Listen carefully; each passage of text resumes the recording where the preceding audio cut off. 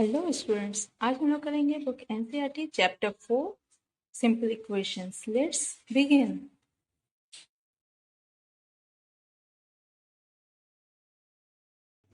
Hello students, आज हम लोग करेंगे exercise 4.1 solve the following equations by trial and error method. ठीक है, क्या कह रहा है कि हमें इस इक्वेशंस को सॉल्व करना है, लेकिन कैसे? ट्रायल एंड एरर मेथड से हमें इस इक्वेशन को सॉल्व करना है। ठीक है, तो चलिए देखते हैं कि ट्रायल एंड एरर मेथड होता कैसे है। देखिए क्वेश्चन नंबर वन में क्या दिया हुआ है? 5p + 2 = 17। ठीक है, ये इक्वेशन है। तो इस साइड को हम लोग बोलते हैं LHS और ये साइड हमारा होता है RHS। ठीक है, तो LHS और ये RHS। तो यहाँ पे देखिए LHS में एक हमारा वेरिएबल है, वो है P। तो P की यहाँ ऐसी कौन सी वैल्यू हम लोग पुट करें ताकि हमारा LHS और RHS दोनों बराबर हो जाए।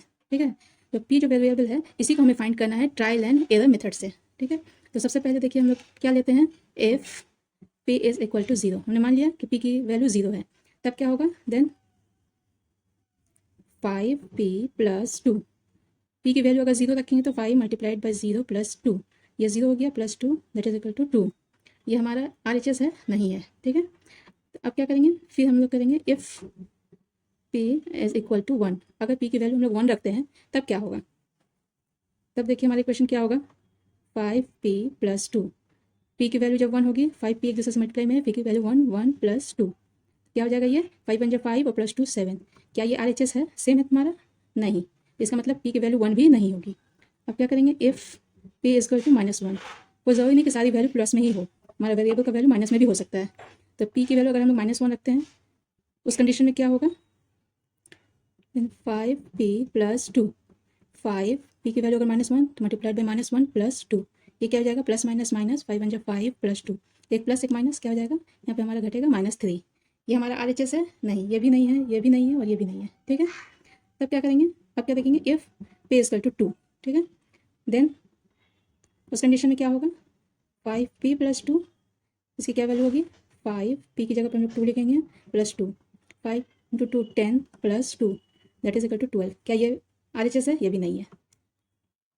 अब क्या करेंगे, इफ़ P = +2 हमने माना है, -2, देन क्या होगा, 5p + 2, again 5 multiplied by -2 again +2, क्या हो जाएगा? 5 × 10 दैट इज -10 + 2 +2 -10 + 2 क्या हो जाएगा हमारा? घटेगा -8, क्योंकि 10 बड़ा है इसलिए ये भी माइनस होगा, तो आंसर भी हमारा -8। ये भी RHS है? RHS के बराबर है? नहीं है। अब क्या होगा, फिर कंसीडर करेंगे इफ़ P = 3। P की वैल्यू जब 3 रखेंगे तो क्या होगा, 5p + 2, 5 P की जगह पर 3 + 2, 5 3 जा 15 and +2 that is equal to 17। क्या है ये हमारे RHS के बराबर है? हमारे RHS में क्या है? 17। हमारा आंसर क्या है? ये 17, ये हमारा RHS हुआ। इसका मतलब क्या हुआ, हमने ये ट्रायल किया, 1 0 1 -1 2 -2 3। ठीक है, तो ये हमारा जो 3 आया यही हमारा P की वैल्यू होगी जो इस इक्वेशन को सेटिस्फाई करेगी। ठीक है, तो देयरफॉर हमारा सॉल्व करने पे हमारा आंसर क्या निकलेगा, हमारा P = 3, यही होगा हमारा आंसर। ठीक है, समझ में आया? और next question is question number 2, 3m - 14 = 4। ठीक है, यहाँ भी हमारा LHS और ये हो गया RHS।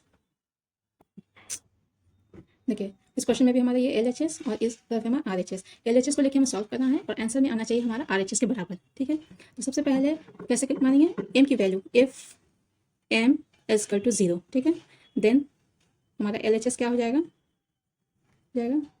3m - 14। ठीक है, अब जो है m की वैल्यू हम लोग 0 माना है, तो क्या हो जाएगा, 3 मल्टीप्लाइड बाई 0 - 14 क्या हो जाएगा, ये 0 0 0 ये हो जाएगा -14। क्या ये RHS है हमारा? नहीं है। ठीक है, इसका मतलब m की वैल्यू 0 इस इक्वेशन को सेटिस्फाई नहीं करेगी। फिर इफ अगर हम m की वैल्यू 1 मानते हैं तब क्या इक्वेशन सेटिस्फाई होगा, तो क्या हमारा 3m - 14। ठीक है, m की जगह पे क्या लिखेंगे, 3 मल्टीप्लाइड बाई 1 -14, 3 1 जा 3 -14 क्या हो जाएगा हमारा -11। 14 में से 3 माइनस हो गया, 14 बड़ा है इसलिए ये -11। ठीक है, ये हमारा RHS है? नहीं है। ठीक है, इसका मतलब m = 1 भी हमारी वैल्यू नहीं है। ठीक, m = m is equal to -1। जब -1 रखेंगे तब क्या होगा, देन क्या हो जाएगा हमारी इक्वेशन, 3m - 14, 3 × -1 - 14, -1 मतलब -3 - 14 को दोनों माइनस इसलिए प्लस होगा, तो ये 14 3 17 निशान हमारा माइनस। क्या ये RHS के बराबर है? नहीं है, ठीक है, इसका मतलब ये भी हमारी वैल्यू नहीं है। फिर इफ़ m इक्वल टू 2, ठीक है, तब क्या होगा, then 3m minus 14, 3 into 2 minus 14, 3 into 2 6 minus 14, ठीक है, कितना हो जाएगा 6 माइनस 14, 14 बड़ा है इसलिए पहले माइनस लिखते हैं, 8, ठीक है। क्या ये RHS के बराबर है? नहीं है, ठीक है, यानी 2 भी हमारा वैल्यू नहीं है। एफ m इक्वल टू -2, ठीक है, m की वैल्यू जब -2 होगी तब क्या होगा, then trial and error method, मतलब आपको बार बार इसको ट्राई करना होगा और आपको एरर आ सकता है, ये सब एरर है, ठीक है। जब ये सेटिस्फाई RHS और दोनों आपका आंसर और RHS जब बराबर होगा तो इसका मतलब वो हमारा वैल्यू सेटिस्फाई हो गया और वही आपका इक्वेशन का सोल्यूशन होगा। जब तक नहीं आएगा तब तक इसको आपको बनाना है। देखिए m की वैल्यू -2, तो 3m माइनस 14, m की जगह पर लिखे -2, तो कितना जाएगा 3 2 6 -6 हो जाएगा, कि प्लस माइनस माइनस 3 2 6 और ये -14, कितना हो जाएगा 14 और 6 20, लेकिन दोनों माइनस है इसलिए -20, ठीक है।